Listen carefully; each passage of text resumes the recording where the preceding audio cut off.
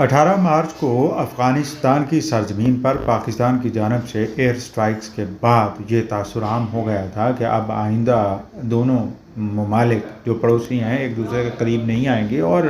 بہت خلفشار ہو سکتا ہے، اور یہ خلفشار بہت خراب صورتحال اختیار کر سکتی، جنگ کی صورتحال بھی ہو سکتی ہے، یہ چیزیں تھیں۔ لیکن ایسا نہیں ہوا، اور اس کے بعد جو خوشگوار تبدیلی یہ آئی کہ دونوں ممالک نے تجارت کو درپیش مسائل جو دونوں ملکوں کے درمیان اور ٹرانزٹ ٹریڈ تھی، یعنی پاکستان کے ذریعے سے جو افغانستان دوسرے ممالک سے چیزیں خرید رہا تھا، ان کو بہتر کرنے کے لیے بات چیت شروع ہو رہی ہے۔ اور منڈے یعنی آج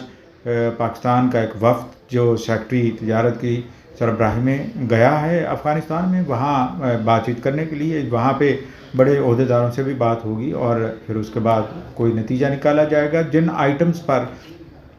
ٹرانزٹ ٹریڈ پر پاکستان میں پابندی ہے، یعنی پاکستان سے گزر کر افغانستان نہیں جا سکتی، ان پر بات کی جائے گی، اور اس کے علاوہ دیگر جو مشکلات جو ٹریڈ کے راستے میں، تجارت کے راستے میں ہیں، وہ بہتر کی جائیں گی۔ یہ تجارت ماضی میں 5 ارب ڈالر تک پہنچ گئی تھی، جو اب تقریباً 1.5 ارب ڈالر رہ گئی ہے، ایک بہت بڑا المیہ ہے۔ افغانستان کو اب مجبوراً دوسرا راستہ اختیار کرنا پڑا ایران کے ذریعے سے، اور بہت ساری تجارت اب ایران سے ہوتی ہے۔ اب صورتحال قدرے بہتر، اور یہ بہتر مزید بھی ہو سکتی ہے۔ دونوں ممالک کو بہت قریب آنا چاہیے، اور خاص طور پر جو مسائل درپیش ہیں ان مسائل کے حل کے لیے آگے بڑھنا چاہیے۔ اور سب سے بڑا اس وقت مسئلہ یہی ہے کہ جو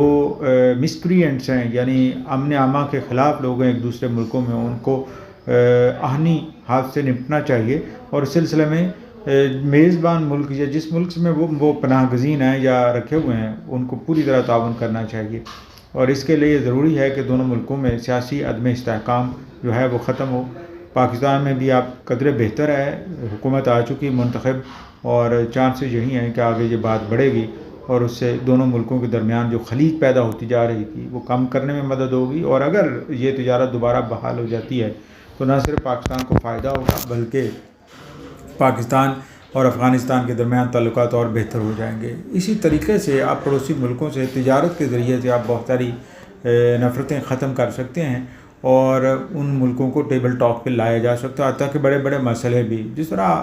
چین اور انڈیا ایک دوسرے کے سخت مخالف بھی ہیں، جنگ بھی لڑ رہے ہیں، لیکن تجارت ان کے درمیان دنیا کی شاید سب سے بڑی یا دوسرے نمبر پہ تجارت ہے، 80 ارب ڈالر کے قریب ایک دوسرے کے ملکوں میں ہو رہی ہے۔ تو وہ دیکھیے نا کس طریقہ رکے بھی نہیں ہے۔ اسی طرح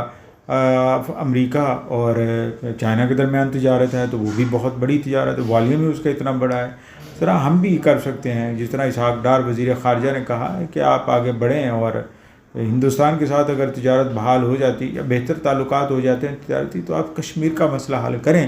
لیکن تجارت اگر ہوگی تو پھر زیادہ بہتر طریقے سے مسئلے حل ہونے کے چانسز ہیں، اور قریبی ملکوں میں فائدہ بھی ہوگا۔ اب پاکستان میں جو انڈیا سے اشیاء آتی ہیں وہ وایا دبئی یا وایا سنگاپور آتی ہیں، اور وہ مہنگی پڑتی ہیں، اور اگر یہی اشیاء ڈائریکٹ انڈیا سے ہیں یا انڈیا کو ہم کوئی چیز بیچیں تو وہ قدرے سستی پڑے گی، اور ملکوں کے درمیان تعلقات بھی بہت بہتر ہو جائیں گے۔ اس طرح ایران کے ساتھ بھی ہمارے تعلقات بہتر ہونے چاہیے۔ یہ پڑوسی ممالک جو 4، 5 یا 6 ہیں، ان کے ساتھ اگر ہم اچھے تعلقات قائم کرنے میں کامیاب ہو جاتے ہیں تو ہی پاکستان کے لیے آسانیاں ہیں، اور مستقبل بھی بہتر ہوگا۔